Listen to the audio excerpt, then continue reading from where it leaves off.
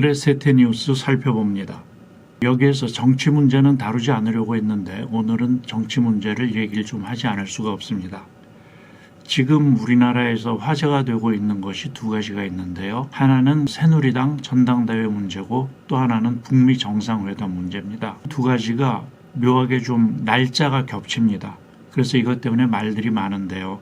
오늘은 여기에 대해서 한 말씀 짚고 넘어가겠습니다. 새누리당에서는 북미 정상회담 날짜를 정한 것이 자기네들 전당대회를 방해하려고 날짜를 정했다고 합니다. 근데 이거 참 코미디지요. 북미 정상회담 같은 국제적인 일을 어떻게 새누리당 전당대회 날짜를 고려하면서 정하겠습니까?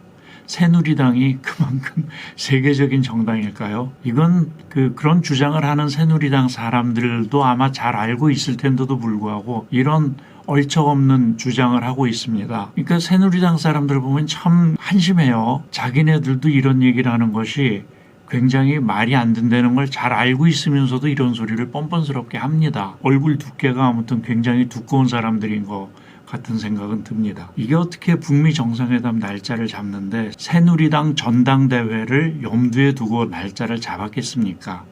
참 말도 안 되는 얘기지요. 새누리당 전당대회 얘기를 좀 더 들여다보겠습니다. 지금 새누리당 전당대회에 나온 사람들이 여러 되는데요. 군소 후보들은 빼고 지금 언론에서 주로 얘기되고 있는 것이 황교안 전 총리, 그리고 홍준표 전 새누리당 대표, 그리고 오세훈 전 서울시장, 다 전자가 붙는 사람들입니다. 이 세 사람이 가장 유력한 후보라고 그럽니다.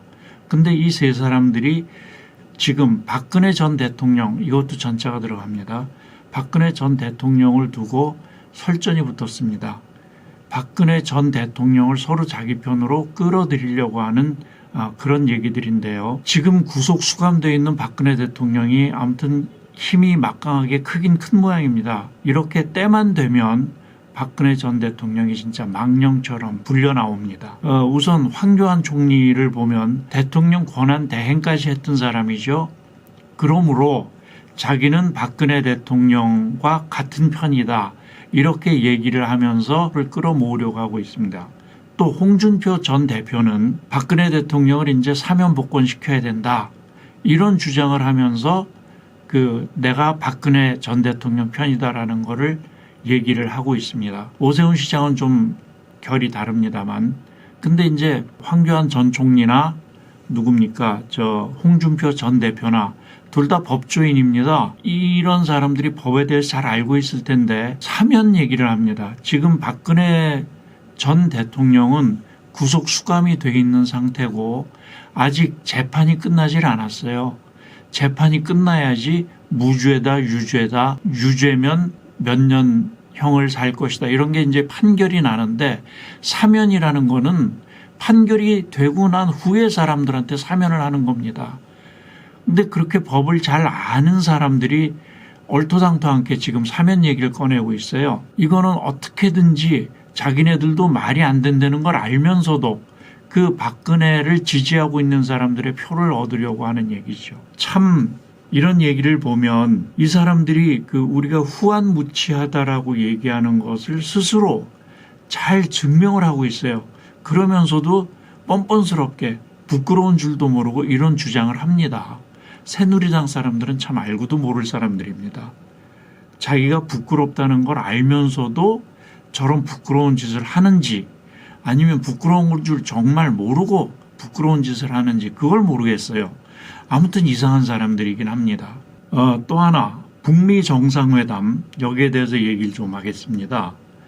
북미 정상회담 아주 중요한 겁니다. 우리 민족, 우리 결의, 그리고 북한 사람들도 마찬가지지만 우리 대한민국 사람들에게도, 국민들에게도 아마 6.25 전쟁 이후에 가장 크고 가장 중요한 문제가 이번 북미 정상회담이 아닐까 싶습니다. 지금까지 다들 알다시피 우리는 북한과 전쟁 중에 있는 나라입니다. 왜냐하면 종전선언을 하지 않았기 때문에.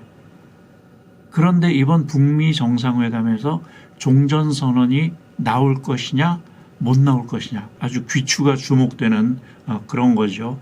여기에서 종전선언이 된다면 우리로서는 정말 크게 도약할 수 있는 기틀이 되는 것이고, 통일도 금방 눈앞에 다가오는, 우리 코앞에 통일이 다가오는 그런 문제가 될 겁니다. 따라서 이번 북미 정상회담은 너무너무 중요한 거예요.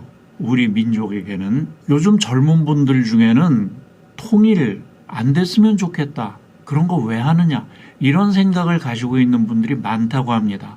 그런데요, 통일 반드시 해야 됩니다. 어떤 어려움이 있더라도 통일은 돼야 돼요. 왜 그러냐? 여기서 다시 한번 살펴보겠습니다. 우리가 통일이 되면요, 우선 남북한 합쳐서 인구가 1억 가까이 됩니다. 땅덩어리도 2배 넓어지고요. 근데 지금 우리는 어떻습니까? 일본한테도 발리는 입장입니다. 발린다라는 말이 이런 데서 적합한 말은 아닐지 모르겠습니다만, 뭐 초계기 문제도 그렇고 위안부 문제도 그렇고 우린 일본한테 늘 밀리는 입장이고, 또는 지금 문재인 정부 들어서 위안부 문제 같은 건 아주 당당하게 대처를 하고 있습니다만 일본 놈들이 말을 안 들어요. 그런데 우리가 통일이 되는 걸 지금 제일 두려워하는 게 일본입니다. 사실 따지고 보면 우리 통일을 바라지 않는 건 우리 주변 강대국들이 전부 다 바라지 않을지 몰라요.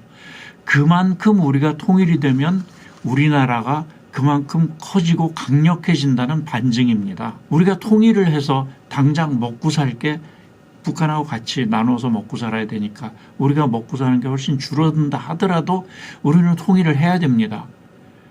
지금 우리가 그 세계 강대국들을 열강들을 얘기를 할 때 뭐라고 얘기를 합니까? 미, 중, 영, 불, 소 뭐 이렇게 얘기를 하지 않습니까? 거기에 우리도 한 자리를 끼고 들어갈 만큼 우리 힘은 굉장히 강력해지는 겁니다. 당장 우리가 먹고 살 게 없더라도 그거는 곧 회복이 되는 거예요. 그렇게 생각하지 않습니까? 지금 세계 각국 열강들, 강대국들이라고 하는 사람들은 그렇게 생각하기 때문에 우리의 통일을 달가워하지 않는 것이고, 특히 우리 옆 나라에 있는 일본은 더더욱이나 우리 통일되는 걸 그런 이유 때문에 싫어합니다. 그런데 우리가 통일이 되기만 하면 우리 한국은 세계에서 몇 손가락 안에 드는 강력한 나라로 발전을 하게 되는 것이죠. 우리 아버지 세대에서 하나로 이루어져 있던 나라가 6.25 동란으로 반토막이 났어요. 근데 우리 세대에서 이거를 다시 통일을 시켜야 됩니다. 그래서 통일된 강력한 한국을 우리 후손들에게 물려줘야 됩니다. 지금 젊은 세대들도 이렇게 나누어진 반쪽짜리 한국보다는 통일이 된 커다란 한국을 물려받는 것이 미래에는 우리 후손들이 이 사회에 중추가 됐을 때는 훨씬 더 유리하고 훨씬 더 중요한 것입니다.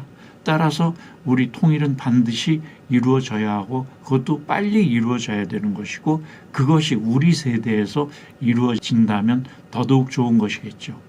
따라서 이번 북미 정상회담은 그렇게 중요한 겁니다. 그래서 우리 국민들은 너나 할 것 없이 한 사람 한 사람 이번 북미 정상회담이 좋은 성과를 내기를 정말 마음속으로 기원을 해야 된다고 생각을 합니다. 그리고 대부분의 우리 국민들은 그러려고 생각을 합니다만 꼭 새누리당 사람들만 저렇게 어깃장을 놓네요. 아무튼 참 이상한 사람들입니다. 오늘의 세태뉴스였습니다.